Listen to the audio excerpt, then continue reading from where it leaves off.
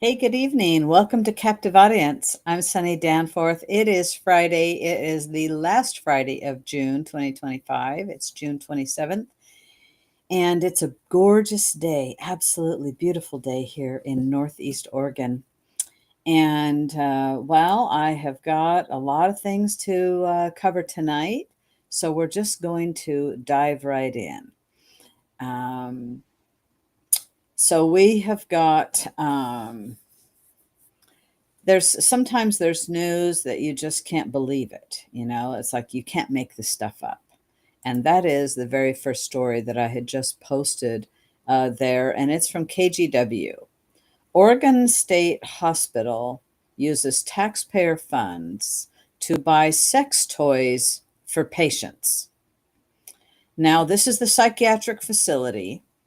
And so a KGW investigation found the state-run psychiatric facility provided 65 sexual aids to patients last year, costing taxpayers $2,900. And I I don't think that people that are in a mental institution, a psychiatric facility, personally, I don't believe that they need sexual aids.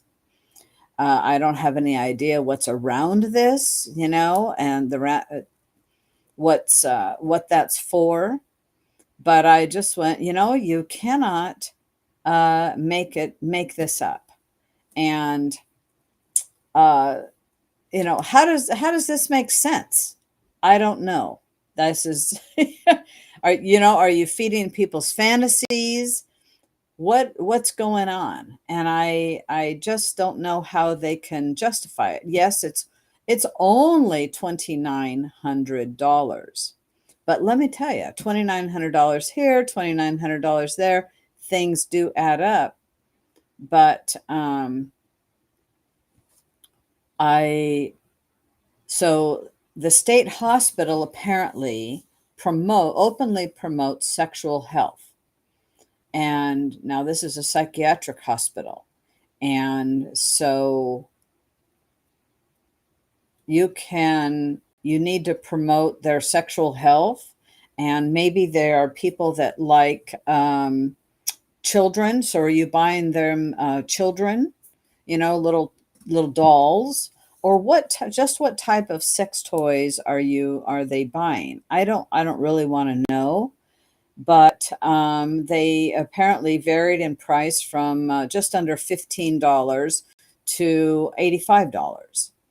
And I just, to me, it just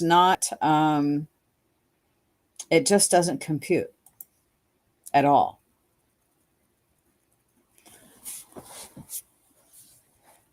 It just doesn't compute. Hey, Lori, nice to see you. Happy Friday is right. And we've got some crazy news regarding Oregon, and then we have some great news regarding the nation that we'll be covering tonight. I just doesn't I don't get this. It's under one of those you cannot make it up. That the state mental psychiatric facility hospital is buying sex toys for the patients. Of course, and it's using taxpayer funds because taxpayer funds are what's going to fund the whole place. You can't make it up. Now, Andy No has been doing a fabulous job on covering what has been, and others actually, that has been what's going on with the ICE agents at the federal building in Portland. And so I'm happy to report that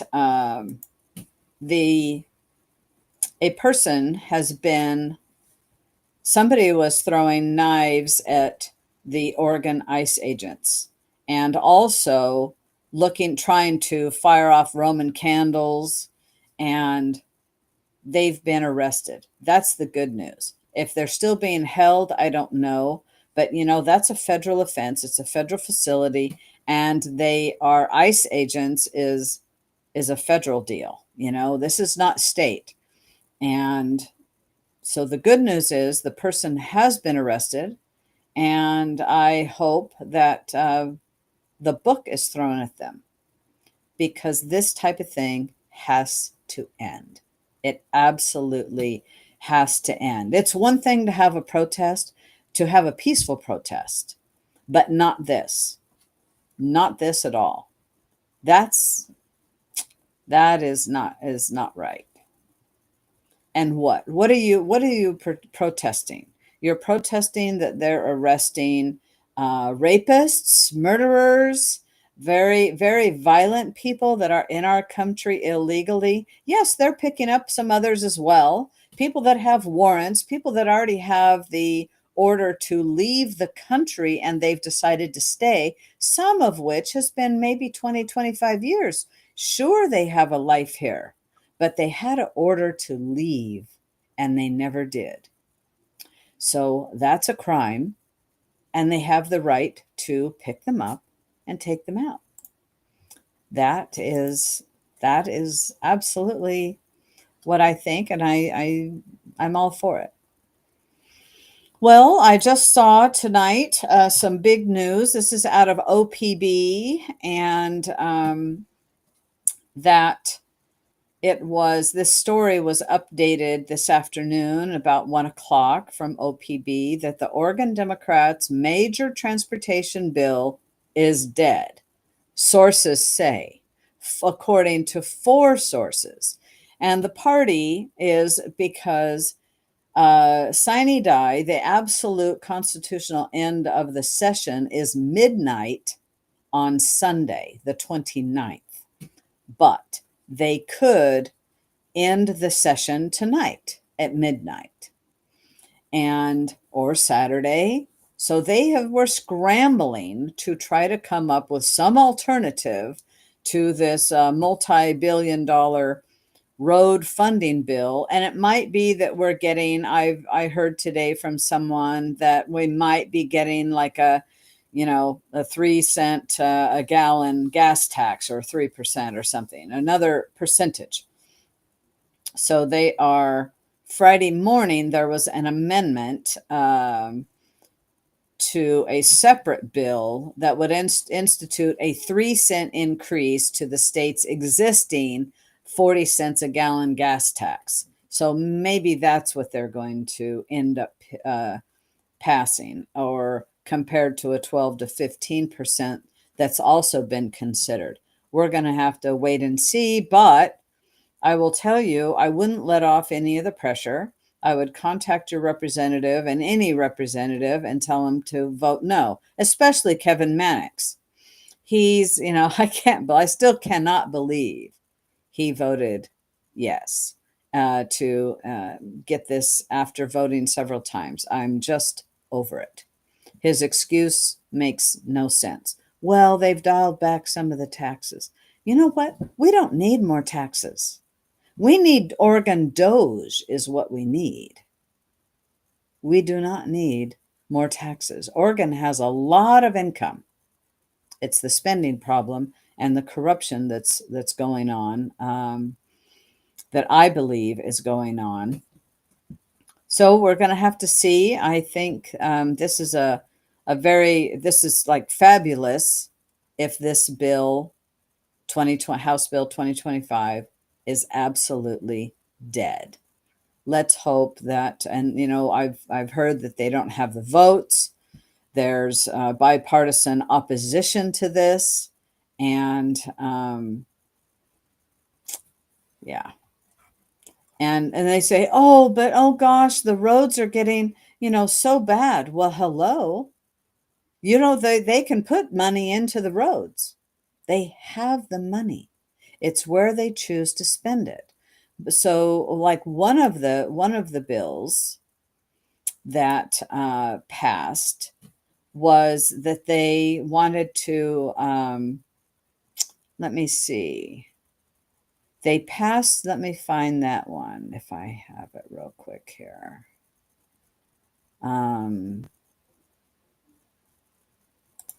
They passed the bill about paying, letting those that are striking to file unemployment. That right there, and there's a lot of opposition to that. The School Boards Association was against it. The Oregon State Chamber of Commerce was against it. They pointed out, in fact, that the Unemployment Trust Fund has always been intended to support workers who lose their job through no fault of their own. Yeah, if you quit a job, you can't get unemployment. At least you shouldn't. When I ever had to file, and I've had to file for unemployment in my working career, and but if you quit a job, then you couldn't file for unemployment. Now you can just go on strike and get unemployment. It's always to be just to help people, so they don't become homeless, they don't lose their vehicle, to help them, and it's never paid whatever you made. At least for me, it never did. Who knows? I haven't had to file for a long, long, long, long, many years, many decades, frankly. And so that bill is, in fact, the Oregon School Boards Association argued that bill if it had been in place during the recent month-long teacher strike in Portland public schools, the district, which is, trying to deal with a large budget deficit, would have been on the hook for $8.7 million. So there you have it. Oh, sure, the unions, you're paying the unions, but it's at the detriment of like the schools, the school districts. And that is really a bad bill. Along with that House Bill 2025, there's so many that are awful. And yes, I've heard. We're gonna have. What is the Kathy? What is the gut and stuffing of another bill? And yeah, who will be Lori, the first union group to strike? That's a good question. Let's see. Is it going to be the nurses or is it going to be the teachers? Shall we take a wager? It's crazy. So the good news is hopefully the that House Bill 2025 is dead. And I still can't get over Kevin Mannix. I just closed an article that said, and Mannix, here's his reaction, his statement as to why. I don't care. I don't care. He should have stuck with the Republicans. I want to post this article because I think it's very interesting. It's from the Oregon Capitol Chronicle, and it's called The Perilous Supermajority. I encourage you to read it because, when there is a supermajority, frankly, especially in the Democrat side, but in both sides, you do have the possibility of everything running amok, which is exactly what the Democrats are doing. The Republicans, yes, they're right now, at the federal level, you might say they're running amok, but actually they're trying to do what's the good things that are actually in the best interest of our nation. It's a big difference. Building up a nation or tearing down a nation or tearing down a state, like kind of what's been happening in Oregon, especially this, again, in this legislative session. So we will have to see what happens. But this article, it's pretty good. It's interesting, that this article on the perilous supermajority. So give that a check. Give that a look. So let's see. This week, Tuesday, the governor signed that they're going to have a baseball stadium, $800 million baseball stadium. And yet, commercial real estate in Oregon in Portland especially, is in the gutter, just in the gutter. So I just question how that's going to play out. Also, the nuclear energy push for Eastern Oregon has also stalls out. But opponents see a shift in Oregon. We'll have to see. Looks like that has, because they need this for data centers. Data centers must have the most reliable of energy, consistent energy. And in fact, while I'm on this, I've thought of this many times over the last few days, that we have grown accustomed for decades, before the green scam and the green energy, this renewable energy push, especially here in Oregon, when they said, well, we're going to have the wind turbines and the solar panels, but put into the grid, and that they actually take, if you remember, they said, well, when the wind is blowing, then the hydro dams have to throttle down to be able to accept that power. Well, I'll tell you, before that type of energy introduction into our grid happened, we had, and I'm no expert on the energy grid, but we, in my viewpoint, in my experience of being able to flip a switch on, we had such reliable energy, like all the time. But when you put intermittent energy sources plugged into the grid, feeding it, it makes all of the grid not as reliable and not as stable. And why would we do this to ourselves? Why would we risk the grid? If you recall, when a couple of winters ago, when Texas had the deep freeze and all of the wind turbines quit, and their whole, in all of Texas, their whole electric grid failed.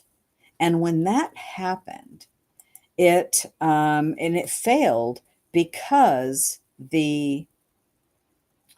of the unreliable energy that was attached into it. And so why would you do that to yourself? Why not have nuclear? Why not have coal? Well, it's because it's been the green scam. And so we're going to have to see. No, we're not. It's not. We're going to have to see. Sorry, I was reading a comment, and I can't do that when I'm trying to have my train of thought. For sure, that was not a good mix. So I was thinking about that. The big push to destabilize our energy in our nation. Well, I will tell you, a lot of lobbyists, and it's about the money. We've talked about that a lot here on Captive Audience, and it truly was about enriching other nations, and at, frankly, the U.S. taxpayers' expense. And because when you have the federal government say, hey, sure, we're going to subsidize this, we're going to, subsidize all these projects and whatnot, well, that's our money. I know they can print more, but it's our money and it's our debt. So I'm very glad that we are turning things around in that department. Let's see what you've got here. So maybe they added 9 cents, Kathy's got here, and a 9 cents tax, a gas tax, and a few other things.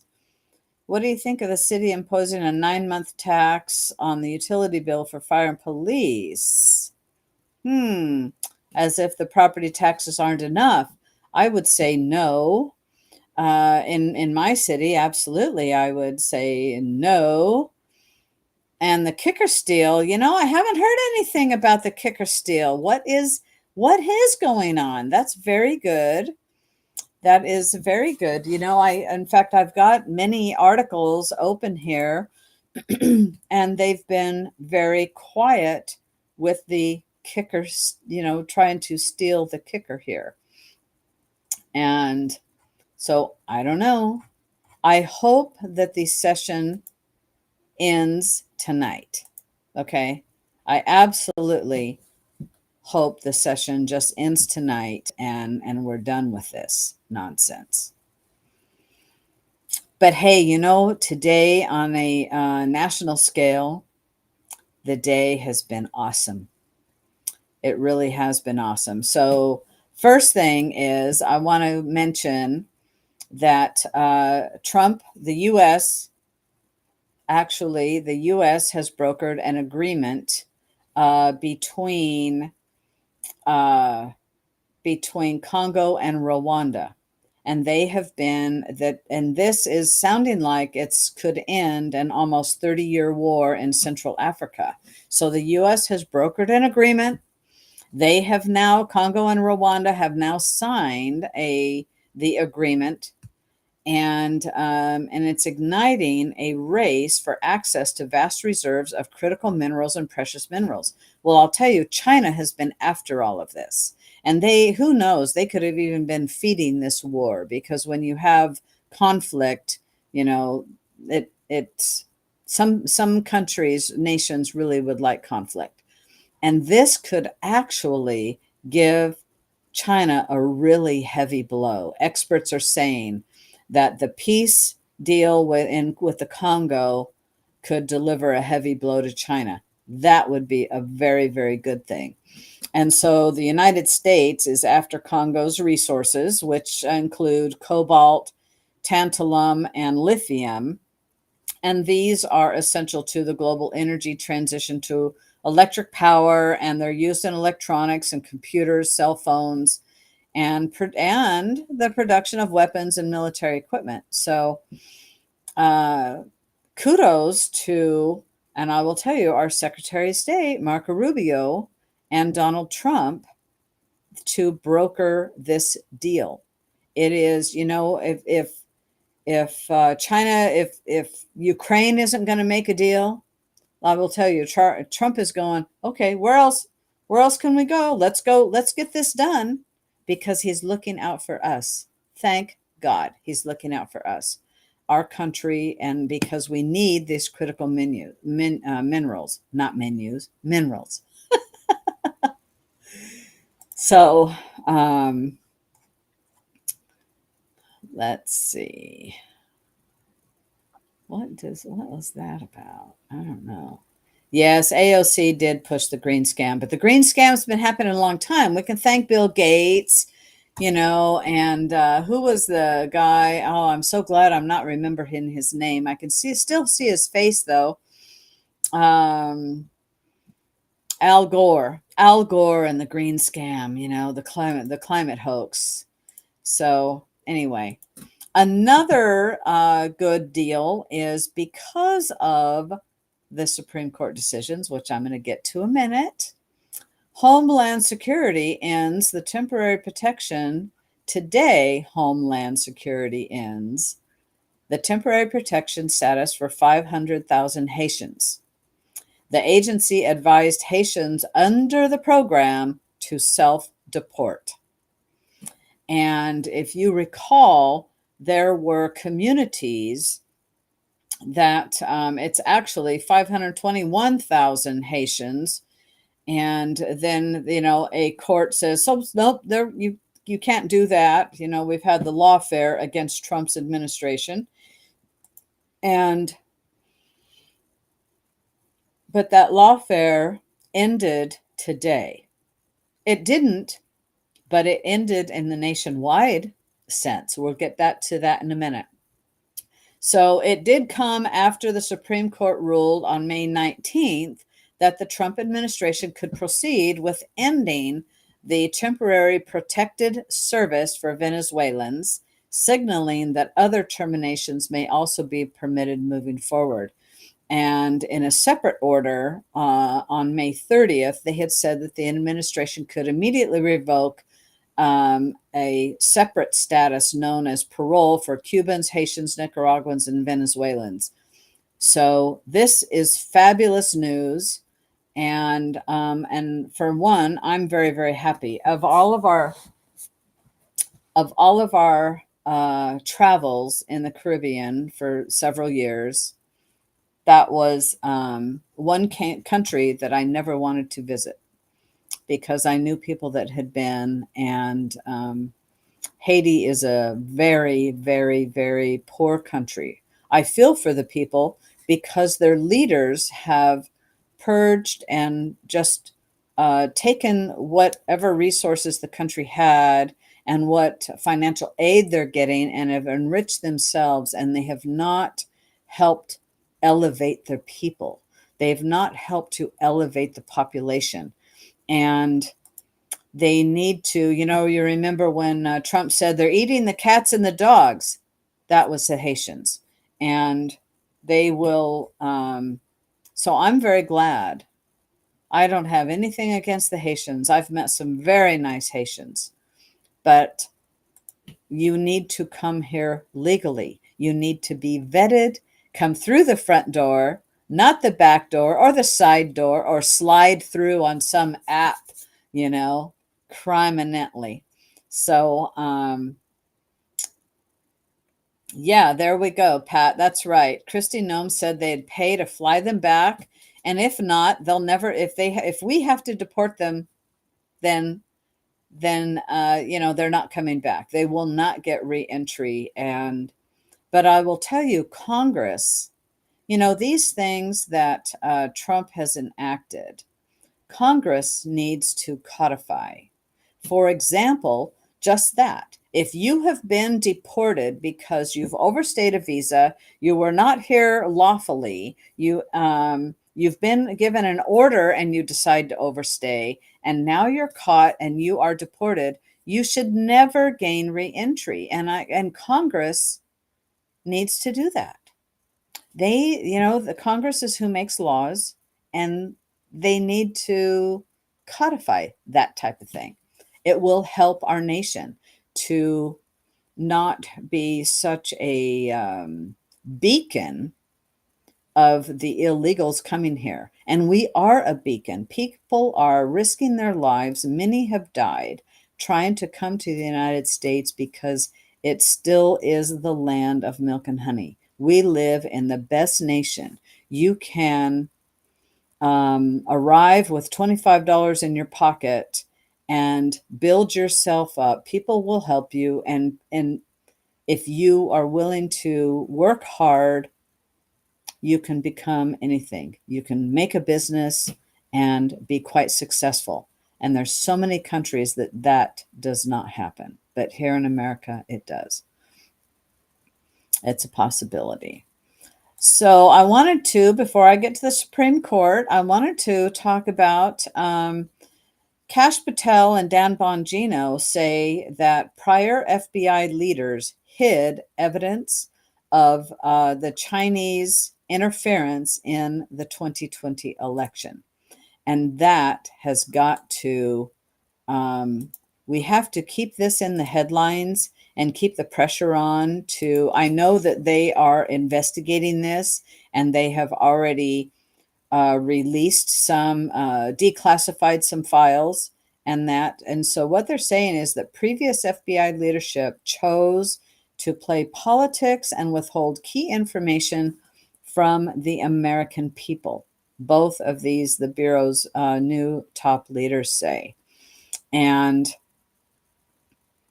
it's really sad. And that was the Chinese plot to hijack the 2020 US election with fake mail-in ballots for Joe Biden. And so I talked about, mentioned this on Wednesday, so I'm going to mention it again because we have got to get to the bottom of this so that can never happen in our country again. And the legislation, our Congress needs to act and codify that we will have in-person voting one day and with a ID, so only citizens can register to vote. And let's see, in-person ID, citizens can vote, and it's on paper. And it's counted. At the end, it's just counted, without a machine. There used to be machines like the old machine, and I'm sorry that our county, I live in Umatilla County, Oregon, that our county elections office got rid of the old machine. You know what? The thing, it was a clunker, but it got the job done. It was quite noisy, but it got the job done, and it didn't have any bit of software in it. You didn't have to, I can't say it didn't have any bit of software because it had to have something to read what the ballot was. But it wasn't a Zuckerbucks machine. We got now that we have Zuckerbucks machines, and you know, are they a problem? They say no. I'm not so sure. I'm not so sure. So I'm hopeful that the FBI is going to, and through the oversight of Chairman Grassley, they are looking, because Grassley turned this information over to the FBI and said, look, I've got this. So they go, okay, well, now we're going to go look further. Let's get to the bottom of the fraud of 2020 and that election. Well, today this week, actually, there was more than just decision of today, but today was the last day of the Supreme Court's decisions that, okay, Pat, I like that full-time job. Very, very, very, very good. The Supreme Court decisions today. So today, the big one, there's several big ones, great ones. But today, in a 6-3 decision, the Supreme Court sided with the Trump administration, limiting nationwide injunctions. Now, this was on a case for the birthright citizenship, but that will be held. That one will go, I believe, in October, before the Supreme Court in October. So later on this year, after the summer. And so, and you know, it's too bad that it wasn't a unanimous decision. But there are some, you know, you need to follow the Constitution, and nationwide injunctions have never been used until very recently. In fact, I would say just about the Trump administration specifically. And it was interesting because Amy Coney Barrett wrote this, and she went back to let me find what I wanted to read here.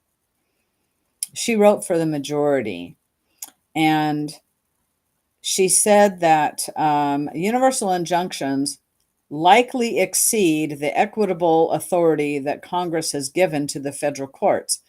But she also said that the court grants the government applications for a partial stay of an injunction, but only to the extent that the injunctions are broader than necessary to provide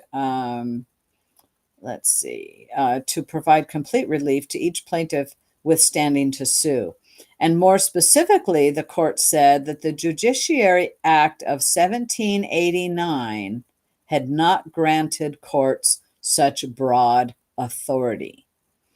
And you know, so I think Amy Coney Barrett, she's been bashed a lot for some other decisions. And this was Sotomayor, Kagan, and Jackson that dissented. And so this was a great win for our nation today. Not just Trump, but for our nation. For the Supreme Court to say, no, you know, you have to actually, when part of what they said, because of the standing, is that you need to have a class action suit. So there have to be more people. It's not if you've got somebody like in this birthright citizenship that have filed a lawsuit, the lower court's order that can only affect that area and that case in that area and not the nation. So this was a huge win today for Trump, but more importantly for our nation. You know, this whole lawfare has just been crazy. And so there's other takeaways in these final the rulings for this year's term. And so the nationwide injunction I just covered. And then there's a key Obamacare element. And this is that the High Court issued a ruling that allowed a rule under the Affordable Care Act, also known as Obamacare, that allows health insurers to cover potential preventive care measures, such as screening for cancer for no cost to the patient receiving such care. And this was also a 6-3 decision, and reversed a lower court that had said the members of the U.S. Preventative Task Force, which has a role in choosing what services can be covered under the law, were appointed in an unconstitutional manner. So the final, let's see, this was reversed by the Supreme Court, and this was order that was authored by Brett Kavanaugh, this particular order. Then another one that I think is fabulous is the Texas law on age verification. The Supreme Court ruled 6-3 to uphold a Texas law that mandates that pornographic websites verify that visitors to their websites are 18 years or older. And Justice Clarence Thomas wrote the majority's opinion for the High Court, and Sotomayor, Kagan, and Jackson dissented. And in this opinion, Thomas wrote that protecting children from sexually explicit material online justifies the burden that age verification places on adults assessing those sites. And to go even further on that is another case, kind of goes hand in hand, where, but it doesn't, but that's a different, no, it doesn't either. I'm sorry. In my mind, it does, because children shouldn't be looking at pornographic material online or in any other way, but yet in schools, they have those books, right, that are truly pornographic in nature, and yet they're going, yeah, we can do that. Well, the Supreme Court also ruled today 6-3 on that Maryland parents who have religious objections can pull their children from public school lessons using the alphabet inclusive storybooks, the LGBTQ plus alphabets. And so Alito wrote for the majority in this case, and then it reversed a lower court's ruling. So now what that means is every state in our nation can, parents, it gave parents rights over their children's education and their religion, whatever their religious beliefs are, saying, you know what, you're not going to do that. So the parents are likely to succeed on their claim that the board's policies unconstitutionally burden their religious exercise. Alito wrote, while adding that the books conveyed a normative message that sought to separate biological sex from gender. And he noted that such viewpoints are contrary to the plaintiff's religious beliefs. So this gives the parents the right to opt their children out of that. And again, Jackson, Sotomayor, and Kagan dissented. And this puts parents back in control. In fact, I'm going to post this article because it gives a overview of 6 cases, and I thought that was really good.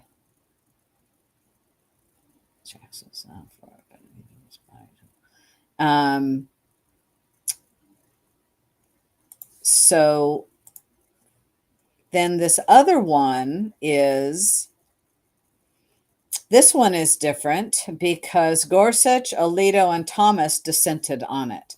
The fee to subsidize phone services. So the justices reversed in 6-3 an appeals court ruling that struck down the Universal Service Fund, which has allowed a charge to be added to Americans' phone bills for decades. The fee provides funding to phone and internet services in libraries, rural areas, and schools. And the FCC, the Federal Communications Commission, collects the money from the telecommunications provider that passed the costs onto their customers in order to subsidize the services. But a majority of the justices agreed that ending the fund could be devastating for millions of people. And I don't know how that would be devastating. I have, I don't get that, but they want to keep funding that, so we're going to still have that on our phone bills. Then another one is the Louisiana map case. The High Court declined to rule in a dispute involving the Louisiana electoral map that increased the number of minority congressional districts in the state. They argued that the case can be argued again. And so these cases are restored to the calendar for re-argument. In due course, the court will issue an order scheduling argument. The majority did not provide any reasoning on why the case should be reheard. And as a result, the Louisiana's map will remain in effect until the case is decided. Thomas dissented in the case, writing that the Supreme Court has an obligation to resolve such challenges promptly over congressional redistricting matters. And I would absolutely agree with him because time is of the essence. You have a time frame that you have to get your redistricting done by. And so he also says we should have decided these cases this term. These are the only cases argued this term in which our jurisdiction is mandatory. So those were the big cases. And I'll tell you, there is, let's see, there's something else here. And then the Planned Parenthood funding. And that was yesterday. So ones I was just covering were all today. And then yesterday, the Supreme Court decision on Planned Parenthood funding that allowed South Carolina, as a 6-3 decision, to boot the abortion provider from its Medicaid program. And so the Supreme Court said, yes, states have the right to remove, to defund Planned Parenthood from their Medicaid program. And so that's actually a great for life. It's great for the right to life, and also to defund Planned Parenthood, and states have the right to do that. So there we go. The case was known as Medina v. Planned Parenthood, focused on South Carolina's attempt to prevent Medicaid dollars from flowing to the organization. And the Supreme Court ruling, however, said the patients didn't have a clear right to sue over that provision of the Medicare Act. And so anyway, that's a good win, I believe. So it makes it easier to defund Planned Parenthood in different states. And And so actually said, let's see, Congress needs to explicitly grant the right to sue. So Justice Gorsuch said that Section 1983 only allows private plaintiffs to sue under federal spending power statutes, such as the Medicaid Act, in unusual situations where the law clearly and unambiguously confers an individual right. The problem is the Medicaid Act isn't one of those statutes. So that's why they couldn't do that. And so it's, and Trump has got he says he has a whole list of policies to implement after the Supreme Court order that was okay, we're not going to get nationwide injunctions from these lower justices.